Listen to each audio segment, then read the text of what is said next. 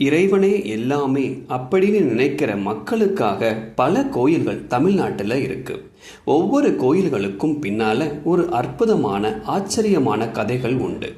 எந்த ஒரு வேலையையும் ஆரம்பிக்கும் முன்னாடி நாம கடவுளை மனசார வேண்டிதான் ஆரம்பிப்போம்.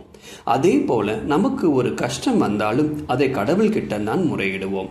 அந்த வரிசையில் திருமணமாகி பல வருடங்கள் ஆகியும் குழந்தை இல்லை என்று நினைப்பவர்களுக்கு மழலை செல்வத்தை வரமா தரக்கூடிய மிக முக்கியமான கோயில் தமிழ்நாட்டில் உண்டு.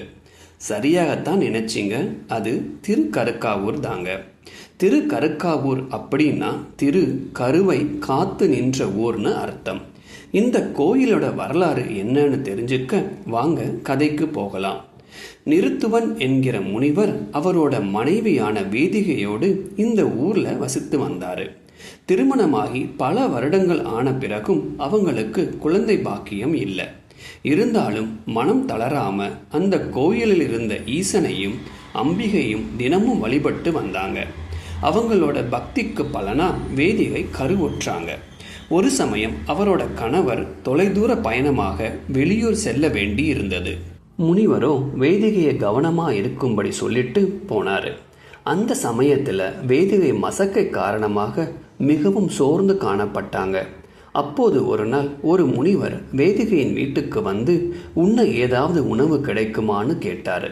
வேதிகையும் சரி இருங்க, உள்ளே போய் உணவு எடுத்துட்டு வரேன்னு சொல்லிட்டு வீட்டுக்கு உள்ளே போய் உணவு எடுத்துட்டு வரும்போது கொஞ்சம் அசதியால மயக்கமாகி கீழே விழுந்துட்டாங்க. முனிவரும் ரொம்ப நேரம் அங்கேயே காத்துட்டு இருக்க வேதிகை வராததை கண்டு கோபமாயிட்டாரு. உடனே அவளுக்கு ஒரு சாபம் கொடுத்தாரு. எந்த காரணம் கொண்டு நீ என்னை அவமதிச்சையோ அது உன்னை விட்டு நீங்கட்டும்னு. அரைகுறையாக காதில இந்த சாபம் விழ வேதிகை மிகவும் பயந்து அந்த அம்பிகையை நினைச்சு வழிபட ஆரம்பிச்சாங்க.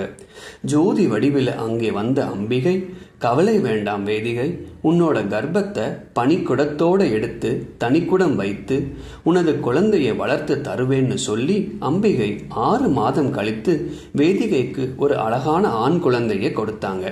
அப்போ வேதிகை அந்த அம்மன் கிட்ட எனக்கு கிடைச்ச மாதிரி குழந்தை வரம் மற்றவங்களுக்கு கிடைக்கணும்னு கேட்க அம்பிகையும் சரின்னு சொல்லிட்டாங்க. அந்த ஊர்ல யாருக்கும் இதுவரை கருச்சிதைவு ஏற்பட்டதே இல்லைன்னு சொல்றாங்க. இந்த கோயில் தஞ்சாவூர் மாவட்டத்துல பாபநாசத்திற்கு தெற்கே இருக்கு. நீங்களும் தரிசனம் செஞ்சு அம்பிகையோட அருளை பெறுங்க.